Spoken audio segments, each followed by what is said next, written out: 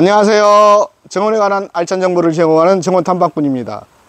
무더운 여름인데 어떻게 이제 잘 지나가고 있죠? 이제 좀 있으면 가을이 옵니다. 가을이 오면 아무래도 고객님들의 정원도 풍성해질 것 같은데, 이 풍성해지기 시기에 저희가 한번 정열의 꽃, 정열의 상징, 로맨틱의 대명사 장미에 대해서 한번 다뤄보려고 합니다. 이 장미가 정원에 있으면 너무 이쁘고, 특히 남의 집 정원에 있으면 너무 이뻐 보이는데 왜 내 집 정원에서 나를 힘들게 하는 걸까요? 어떤 부분이 나를 힘들게 하는지 한번 파헤쳐 보도록 하겠습니다. 장미의 모든 것 들어가 보도록 하겠습니다.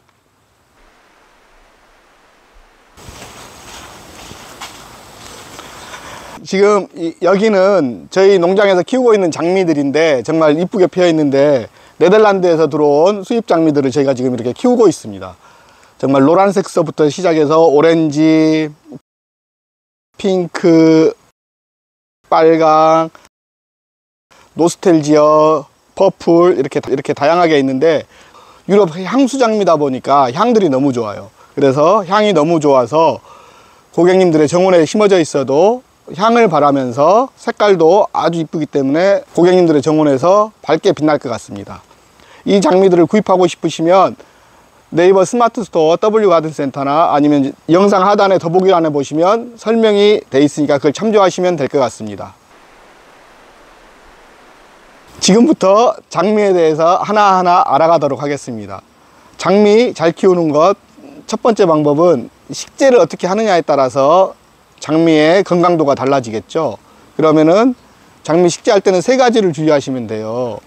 햇볕이 잘 드는 곳, 통풍이 잘 되는 곳, 배수가 잘 되는 곳, 이 세 가지를 유념해서 심으시면 되는데, 그럼 우선 심으시려면 땅에 심으셔야 되잖아요. 땅에 심으시면 내 땅이 배수가 잘 되는 땅인지 배수가 잘 안 되는 땅인지, 물론 내 땅에서 성질을 아시는 분들도 계세요. 그렇지만 잘 모르신다 하면은 한번 땅을 한번 삽으로 한번 파보세요. 장미를 심는다고 땅을 파보시면 이 땅이 진흙 성분을 가지고 있어서 배수가 잘 안 되는 땅인지, 아니면 마사 성분이라든가 어떤 사질토 성분을 가지고 있어서 배수가 잘 되는 땅이라든지 이런 걸 알 수가 있거든요.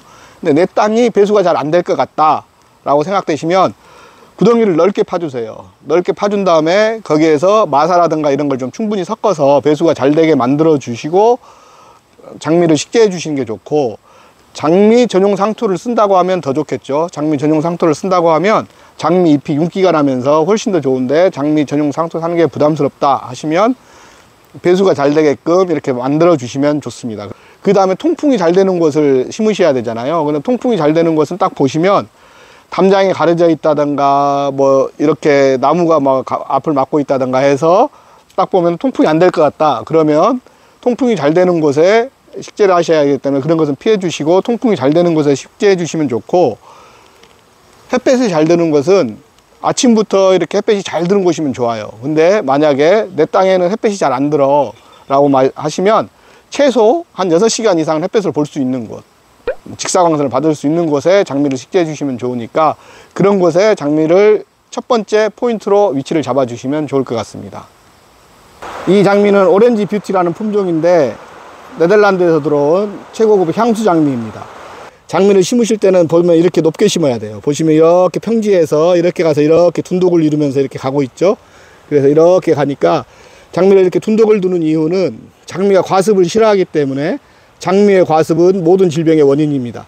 그래서 이렇게 질병에 이렇게 둔독을 만들어서 저희 같은 경우는 장미를 식재하고, 이렇게 식재했을 때 장미가 훨씬 건강하니까 식재 시 이렇게 약간 둔독을 만들어 주실 것을 추천드리겠습니다. 장미 자체가 굉장히 호비성 식물입니다. 비료를 좋아하는 식물이죠. 그래서 장미를 심으실 때는, 저희 같은 경우 봄철에 심을 때는 꼭 6개월짜리 완효성 비료를 주거든요. 그래서 6개월 동안 지속될 수 있는 그런 거름을 줘서 충분히 장미가 건강할 수 있는 영양분을 확보해 주고, 가을에 식재 시에는 비료를 쓰시면 안 됩니다. 그래야 장미가 웃자라지 않고 건강하게 겨울을 날 수 있기 때문에 가을에 식재 시 비료는 꼭 빼주세요.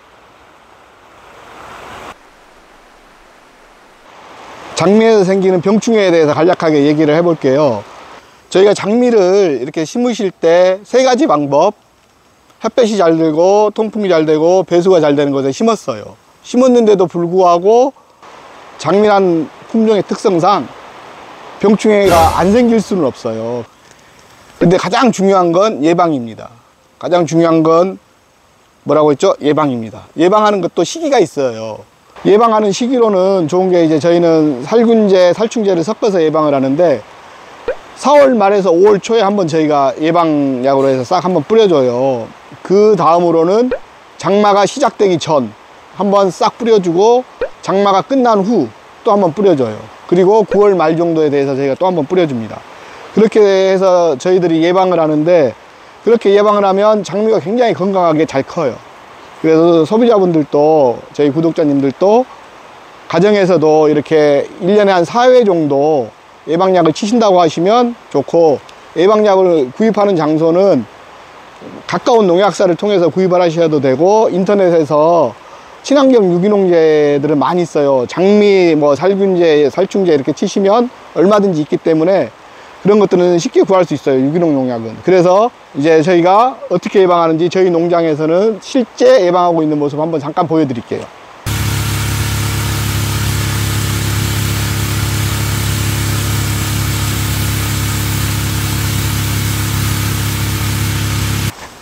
이렇게 저희가 지금 장미를 예방 차원에서 그 약재를 살포하는 것을 한번 보여드렸거든요.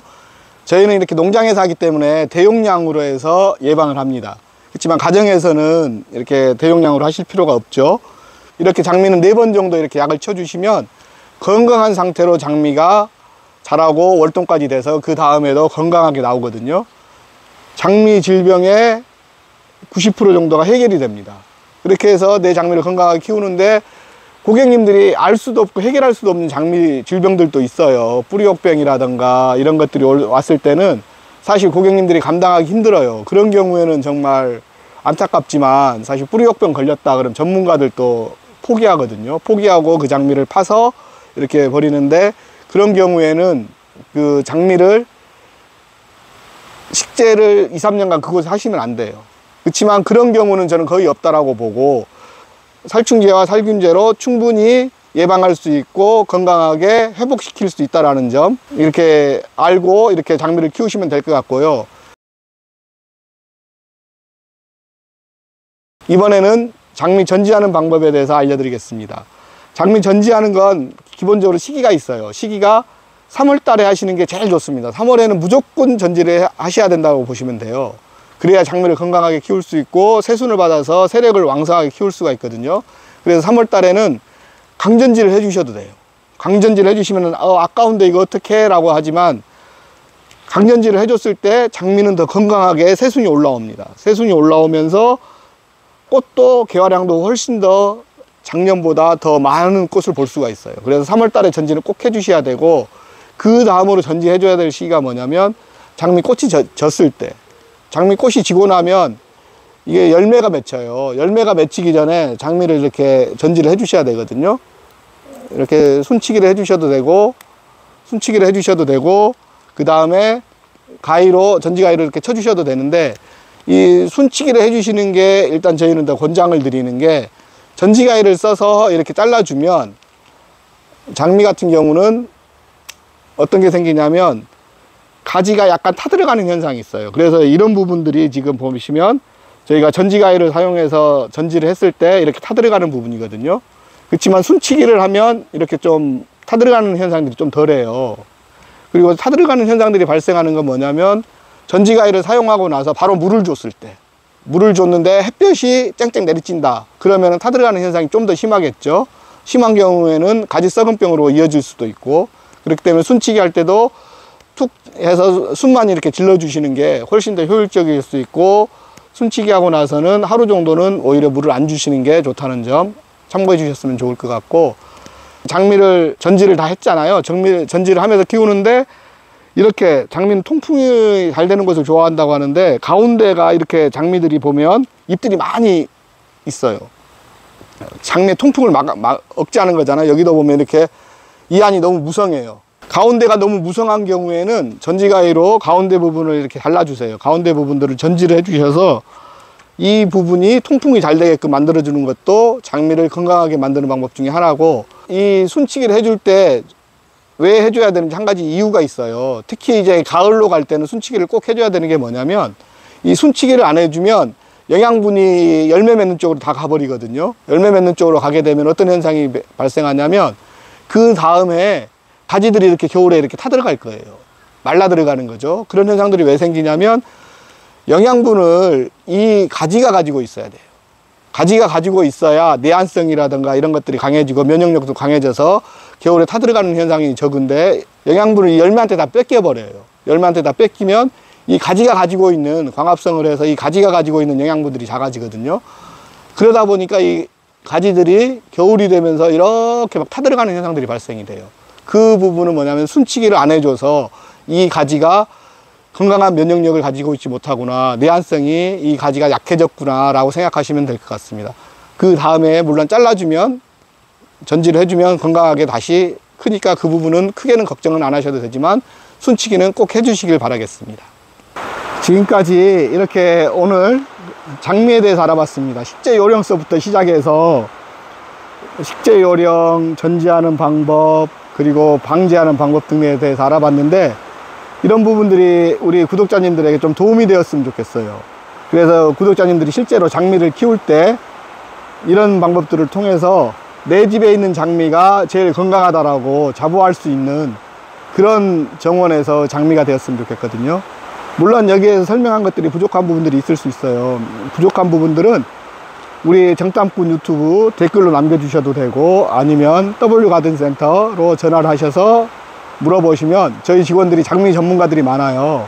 장미 전문가들이 많아서 친절하게 설명해 줄 수 있으니까 언제든지 전화 주셔도 괜찮습니다. 그래서 고객님들 정원에 장미가 제일 건강한 장미, 대한민국에서 제일 내 정원의 장미는 속을 안 썩여, 그런 장미가 되었으면 좋겠습니다. 그럼 다음 영상에서 뵐게요. 구독자님들 건강하세요.